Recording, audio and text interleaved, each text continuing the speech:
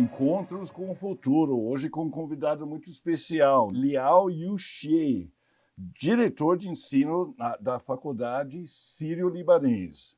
Bem-vindo. Super obrigado. Meu nome é Matthew Schurtz, sou diretor no World Observatory. Encontros com o Futuro é uma iniciativa do World Observatory, da ESPM e da Prime, braço das Nações Unidas para as faculdades de negócios no Brasil e no mundo. Liao, conta pra gente o que é Faculdade Sírio-Libanês. A gente achou que era um hospital. Sim, até porque o hospital já tem mais de 100 anos, né? A Sociedade de Senhoras Sírio-Libanês tem mais de 100 anos. Sim. Então ele é conhecido pelo hospital, mas nós temos uma faculdade já há um tempo e nós iniciamos a graduação desde esse ano 2024. 2024. Então, com os primeiros cursos de graduação. Mas para quem é do setor da saúde,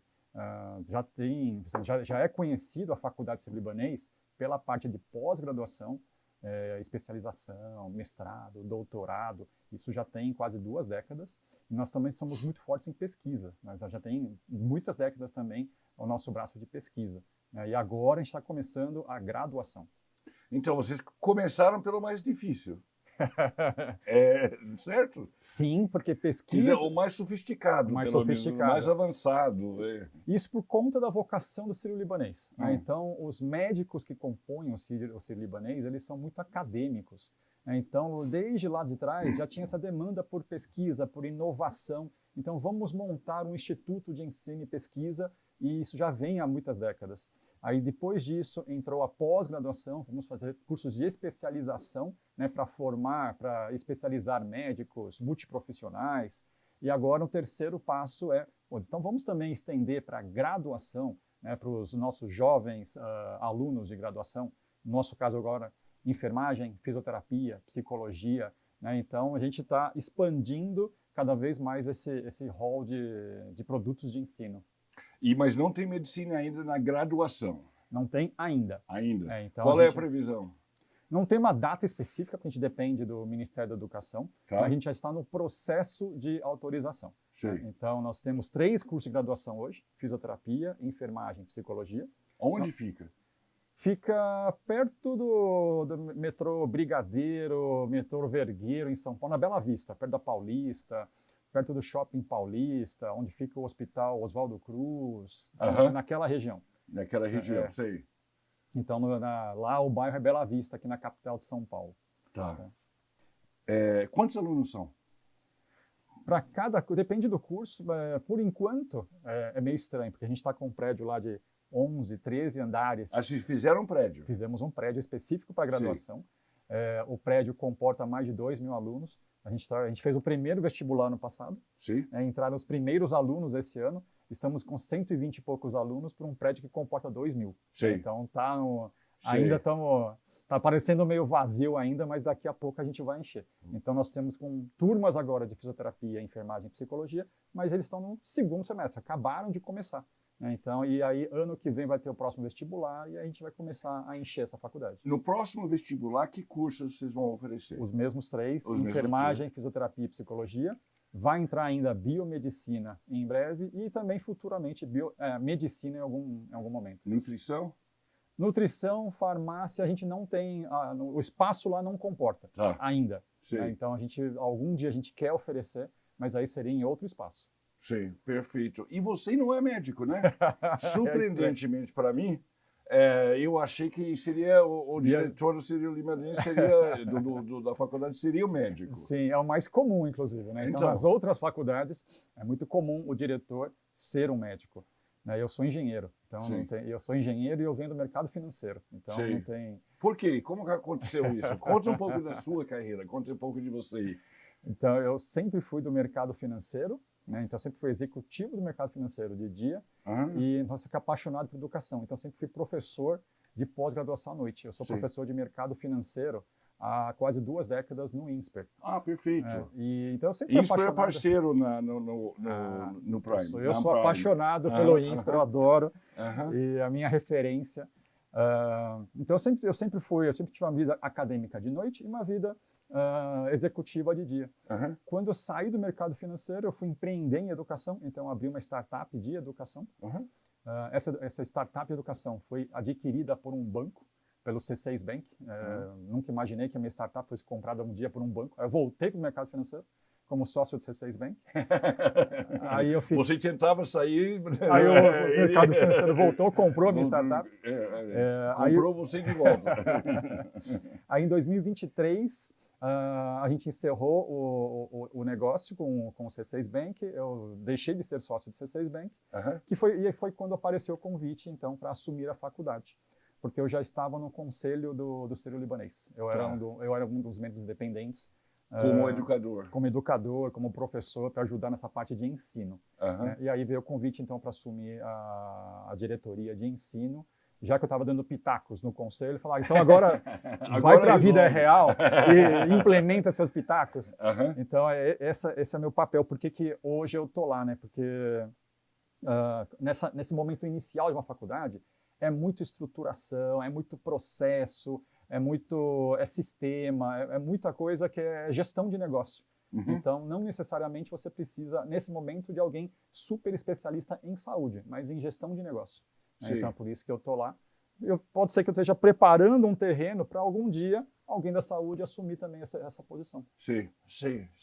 Quais são os principais desafios nessa primeira fase? E mais para frente, você acha...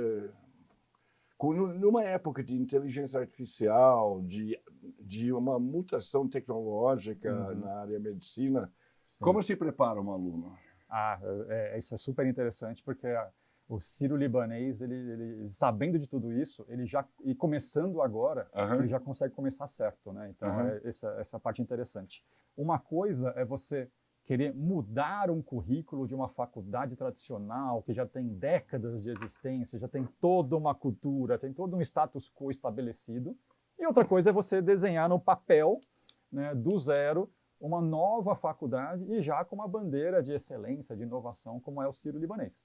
Então, nos últimos anos, em todos os nossos cursos, também medicina, mas inclusive nesses outros cursos, todo o desenho dele já foi projetado, currículo, a infraestrutura já foi desenhada justamente para esse profissional do futuro. Então, por exemplo, a gente tem, fazendo parte do nosso currículo, laboratórios que têm realidade aumentada, que têm realidade virtual, que tem mesa digital para dissecação de cadáver. Então, assim, se você tem muitas ferramentas... Só um momento, vamos parar no cadáver um pouco. O que é uma mesa digital? É com cadáver de verdade ou é com cadáver digital? A gente não tem cadáver de verdade. Mas? Não, a gente não usa. Na faculdade o aluno não vai ter isso? Não precisa mais ter isso. Então, a gente tem uma mesa digital que é uma pessoa que doou o corpo dele para pesquisa e tudo mais, toda digitalizada. Então, o aluno ele passa a mão na tela e você consegue ver todas as partes que você precisa numa mesa digital e não numa mesa com o cadáver real. Não precisa mais disso. Deixa eu só fazer uma pergunta um pouco indiscreta. Vocês não têm medo de que na primeira hora que ele for encontrar um cadáver de verdade, ele vai desmaiar? Ou um corpo humano de verdade e ter que abrir? Tem vários estudos mostrando os benefícios, os prós e os contras. Uma coisa é para esse aluno, nessa fase, ele ver um corpo de verdade ou num cadáver digital, nesse momento ele ainda influencia pouco. Claro, se ele vai ser um neurocirurgião, ele vai ver cadáver lá na frente um dia, na residência, vai tratar. Né? Mas, na residência, tá. Sim, em outras fases. Ele vai ter isso na fase. Se ele tiver que desmaiar, vai ser lá.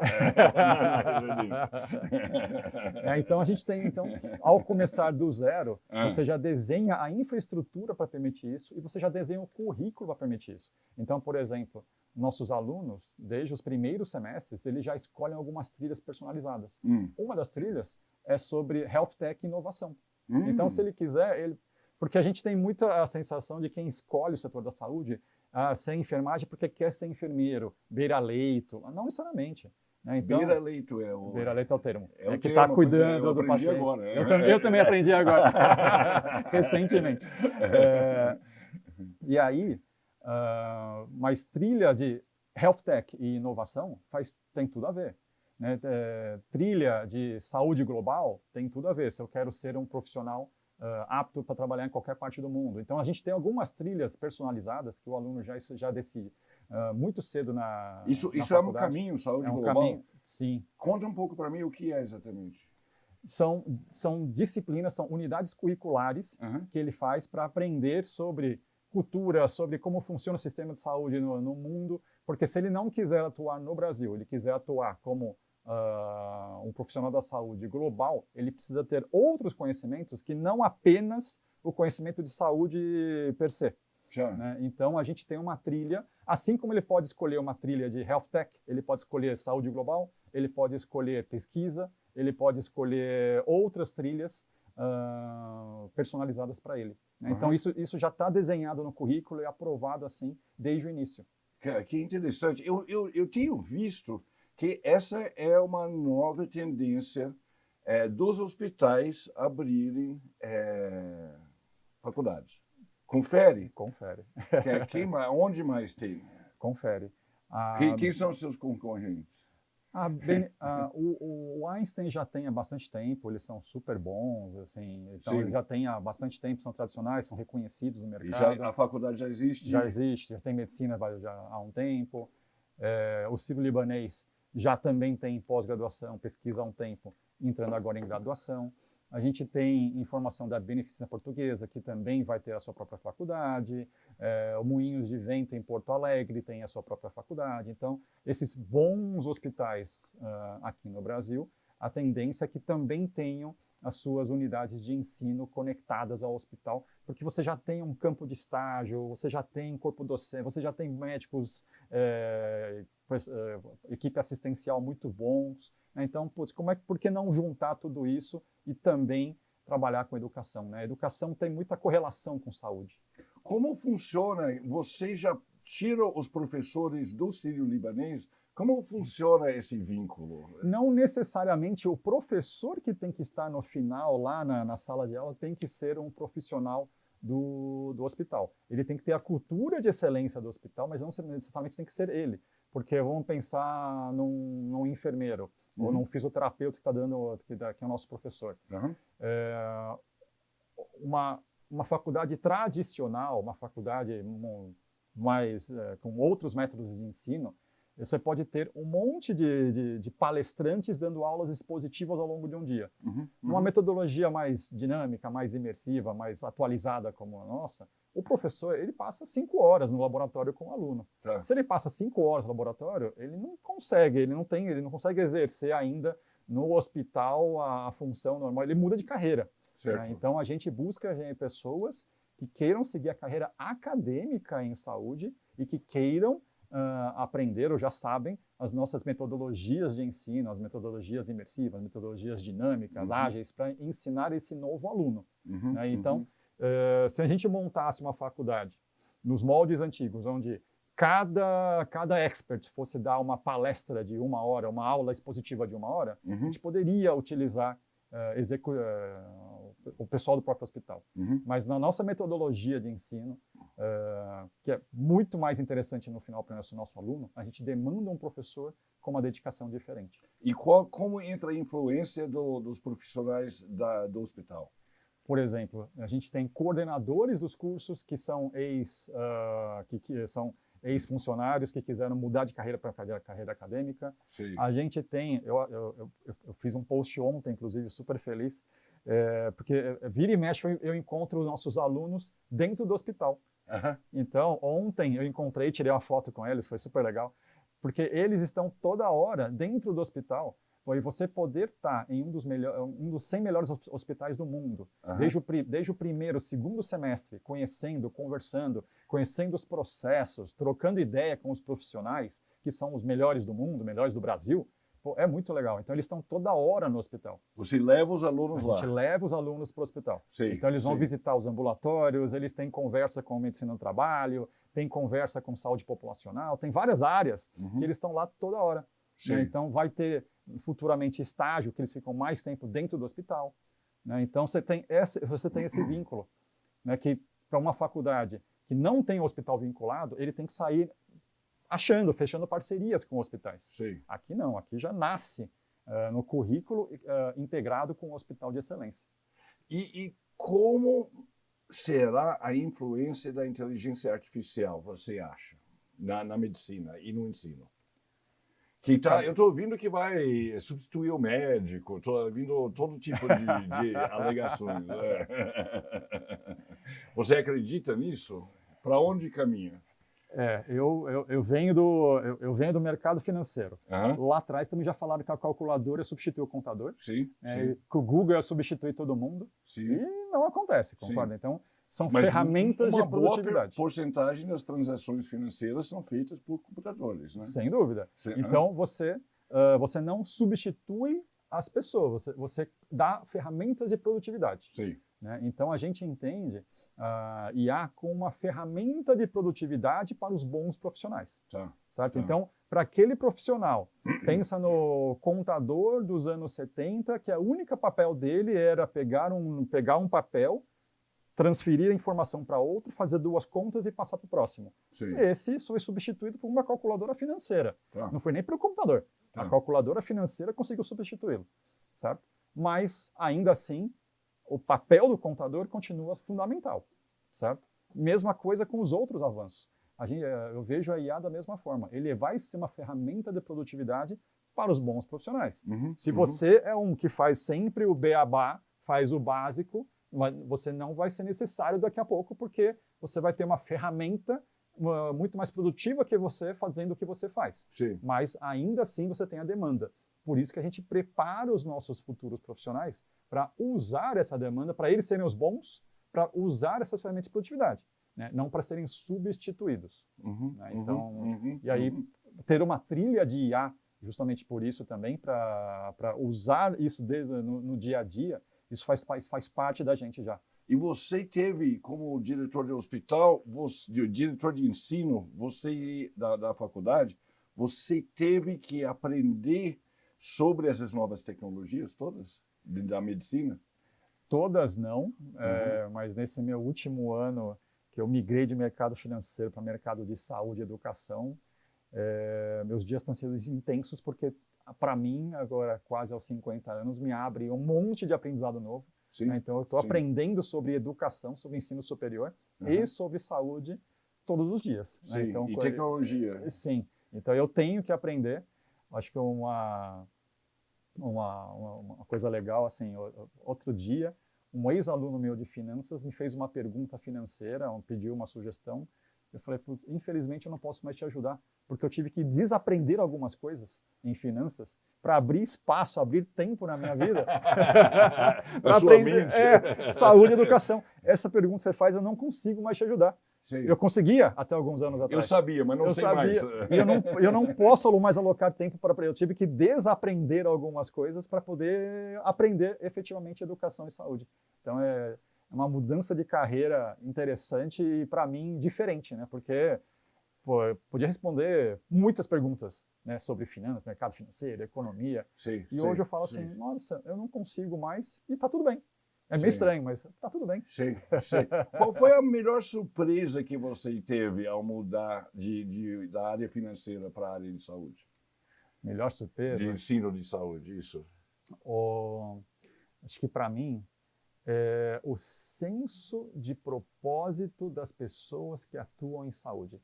Que legal. É incrível como as pessoas, assim, a vida é dura, o trabalho é duro, altas horas, assim, e as pessoas fazem com muito orgulho, com muita satisfação. É uma coisa bem diferente. Sim. É uma coisa bem diferente. Uma coisa é você ir para um trabalho que você fabrica uma peça e a sua função é vender aquela peça e você não vê o final, você não vê aquela peça sendo usada, né? Genericamente falando. Outra coisa é você estar à beira-leito, usando beira-leito, o termo à beira-leito. Eu vou começar a usar essa expressão. E você vê, né, o paciente, você vê a comunidade, você vê a população melhorando, né? Eu acho que tanto em educação quanto em saúde tem muito essa questão de propósito e, eu estou tendo a honra de juntar as duas coisas, né? Educação e saúde ao mesmo tempo. Então, é bem legal isso. Biel, muito obrigado. Foi fascinante. Uma aula para mim. Tá? Aprendi muitas coisas. Super obrigado. Não só a palavra Bilalito. E eu espero que possa voltar no ano que vem e nos atualizar sobre os avanços. Legal, tá? boa. Obrigado.